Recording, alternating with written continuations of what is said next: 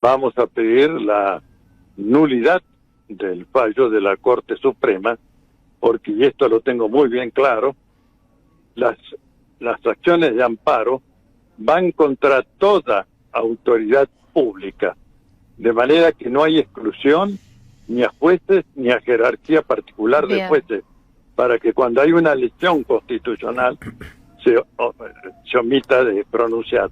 Quiero aclarar que esto lo sostuvimos, además de cuidarlo en la redacción en la Convención Constituyente, lo sostuvimos en una conferencia, la 12ª Nacional de Abogados, donde se planteó el tema de si el amparo procede contra resoluciones judiciales, y por casi unanimidad, 2 votos solamente se abstuvieron, se definió que sí procede la acción de amparo frente a actos de autoridad judicial que son manifiestamente ilegítimos o arbitrarios, como dice el artículo 43 de la Constitución. Bien, a Eduardo Barcesat, abogado constitucionalista, que va a conversar con nosotros sobre la noticia del día, el fallo de la Corte. Doctor Barcesat, buenas noches ya. Andrea Recupero, Víctor Mastrangelo, Luis Brustein, los saludamos. ¿Cómo están? Bien. Bien. Bueno, doctor Barcesat, una primera reflexión acerca de lo que estamos viviendo hoy los argentinos. La vergüenza jurisdiccional que emana del tribunal que gusta llamarse a sí mismo el más alto tribunal de garantías constitucionales. Han tomado la práctica de ese maldito artículo 280 del Código Procesal, que es el que habilita que se desestimen los recursos extraordinarios sin ingresar al fondo de la cuestión. Le pusieron unos flecos con manifestaciones dogmáticas y apodícticas de que, que no se advierte que se le haya privado del derecho de defensa, ha tenido la oportunidad de hacer valer sus pruebas. Bueno, absoluta mentira, porque ella había pedido una auditoría sobre toda la obra pública y recalcado muy especialmente cómo es el mecanismo de que el Poder Ejecutivo entrega en la ley de presupuesto al Congreso de la Nación la obra pública. Esta fue aprobada. Incluso después del gobierno de Cristina, la continuidad de la obra también fue aprobada.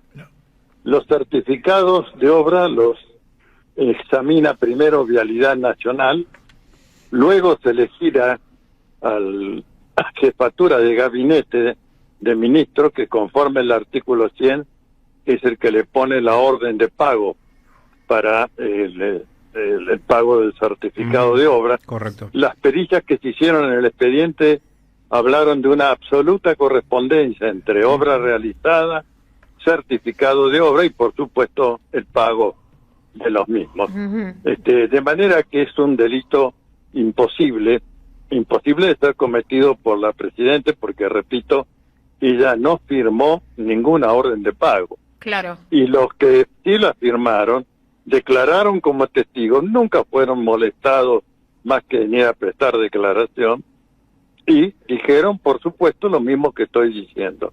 Bien. Esto está en el presupuesto, ley de presupuesto de la Nación, esto está controlado por Vialidad Nacional en primer término, más luego la jefatura de gabinete hace una revisión de la corrección técnica del trámite, pues firma la orden de pago y la Presidenta ni se entera, ni maneja, ni toca nada que refiera a esto. Bueno, ficcionalmente, como son todos los procesos imbuidos del lawfare o guerra judicial, hay que aclarar que es la descendencia putativa de la doctrina de la seguridad nacional, creada por un general que dice, la desaparición forzada de personas es una práctica deleznable que ha tenido muy mala prensa en la comunidad internacional. Ahora los enemigos se los persigue, enemigos, palabras de ellos, se los persigue mediante el empleo del arma judicial. Bueno, y acá tenemos cuando menos 3 casos paradigmáticos que se han venido sosteniendo a lo largo de varios años. Uno es el de Vialidad Nacional, con el final que conocemos. Los otros dos son los cuadernos quemados, resucitados, que es una parodia de proceso judicial, y el memorándum de entendimiento con Irán, donde se juzga un acto del derecho internacional inexistente, porque el memorándum nunca fue ratificado por el Parlamento iraní. De manera que estamos asistiendo a una debacle del Poder Judicial de la Nación, que tiene que ser el órgano más comprometido del gobierno federal en asegurar la observancia a la supremacía de la Constitución Nacional, ¿no?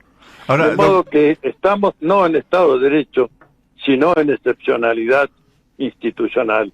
Y lamentablemente este es uno más de los eslabones de esta decadencia institucional argentina, que es pareja a la pérdida de calidad de vida y al endeudamiento y entrega de nuestras riquezas y recursos naturales. Sí. En perspectiva, porque ahora va a ser difícil, pero en perspectiva, ¿cómo se desarma esa situación que usted describió? Bueno, hubo un esfuerzo internacional en el año 2019 del que participé activamente. Dos entidades, Common Action Forum y el Instituto Lawfare, que estaba presidido en ese momento por los abogados de Lula, en una reunión conjunta propuse la idea de un tribunal ético internacional para la denuncia de esta práctica y para que los países tomen recaudos, porque esa es la función de los tribunales éticos. Su condena es moral, es simplemente llevar a la atención y conocimiento de los pueblos qué es lo que se está pergeñando desde las fuerzas imperiales. Bueno, lamentablemente acá en la Argentina, cuando se comunicó la iniciativa, el presidente Alberto Fernández salió a criticar la misma, diciendo que en la Argentina no había lawfare, ¿no? Sí. Ya veníamos del periodo del gobierno de Mauricio Macri, donde el lawfare era visible a un patronato de invidentes, pero desgraciadamente, y lo digo esto porque también me tocó en lo personal, dado que por una, no sé, porque fui el que hizo la propuesta, o por lo que fuere, me habían nombrado presidente del Tribunal Ético, que estaba integrado por prestigiosos expertos de Naciones Unidas, y después vino la pandemia y no se pudo organizar ni realizar. Pero en el terreno propio argentino hubo dos iniciativas, una del doctor Rusconi con la colaboración de la doctora Minichelli, de la esposa de Julio De Vido, que se llevó al Parlasur.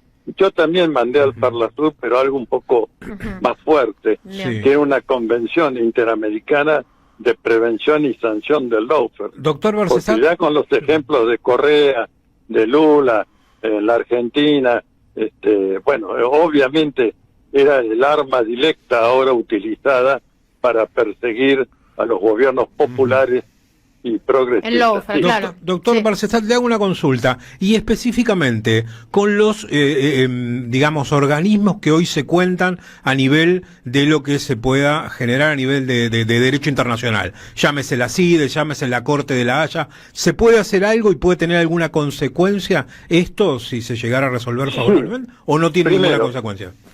Hay que hacerlo. Hay que ir a la Comisión Interamericana de Derechos Humanos y pedir una medida cautelar suspensiva por la ostensible y manifiesta nulidad de este pronunciamiento que hemos conocido hoy de la Corte Suprema.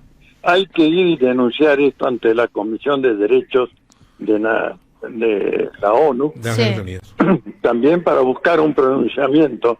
No hay allí un órgano que pueda revisar. Y sí también ir ante la Corte Internacional de la Haya, que entiendo que ya dio un paso en este sentido el doctor Dalbón, y que tendría que contar con apoyo de gobiernos que están comprendidos por la Convención de Roma, para que tenga tratamiento, porque si lo pide un particular no se abre la jurisdicción. Tiene que ser un Estado nacional o un organismo internacionalmente reconocido. Bueno, eso ya está con un primer paso, espero que fructifique. Bien. Y en lo personal y ante requerimientos periodísticos, hoy he respondido, no sé si 100 o algo similar, Sí. se me ocurrió pensar, basado en aquello de que artículo 33 de la Constitución, que el pueblo es el soberano y que todo derecho nace de la soberanía del pueblo, que el artículo 22 restringe esto diciendo que el pueblo no delibera ni gobierna, sino a través de sus representantes. Bueno, si cuando se ha inscrito o ha manifestado su voluntad de ser representante de una persona es alcanzada por una inhabilitación que tiene todo el tufo de proscripción política, evidentemente los derechos electorales, cuando menos, de todo empadronado en el distrito electoral de La Matanza, provincia de Buenos Aires, tiene derecho a reclamar ante el juez electoral de la provincia, el juez Alejo Ramos Padilla, Correcto. que es un hombre intachable en su conducta y en su saber jurídico, bueno, de promover un amparo que tenga alguna incidencia para suspender la ejecutoria de ese fallo hasta tanto transcurra, cuando menos, las confrontaciones electorales del año 2025, y después habrá una medida, una sentencia definitiva que probablemente, y es lo que vamos a pedir, y esto es tomado por organizaciones, por supuesto, del peronismo, si esto es tomado, vamos a pedir la nulidad del fallo de la Corte Suprema, porque, y esto lo tengo muy bien claro, las acciones de amparo van contra toda autoridad pública, de manera que no hay exclusión ni a jueces ni a jerarquía particular de Bien. jueces, para que cuando hay una lesión constitucional se omita de pronunciar. Quiero aclarar que esto lo sostuvimos, además de cuidarlo en la redacción en la Convención Constituyente, lo sostuvimos en una conferencia, la 12ª Nacional de Abogados, donde se planteó el tema de si el amparo procede contra resoluciones judiciales, y por casi unanimidad, 2 votos solamente se abstuvieron, se definió que sí procede la acción de amparo frente a actos de autoridad judicial que son manifiestamente ilegítimos o arbitrarios, como dice el artículo 43 de la Constitución. Bien, doctor Barcesat, queríamos tener su palabra muy valiosa a esta hora porque, bueno, nos marca un poco qué es lo que se puede hacer a futuro, así que le agradecemos muchísimo por este contacto. Un abrazo. Hasta pronto. Hasta pronto. El doctor Eduardo Barcesat, experto en temas de la Constitución Nacional, nos está diciendo, bueno, justamente van a pedir la nulidad, hay caminos, hay formas, pero bueno, también hay algunas resoluciones o algunas repercusiones que puede tener esto hacia afuera que dijo son morales, pero no tienen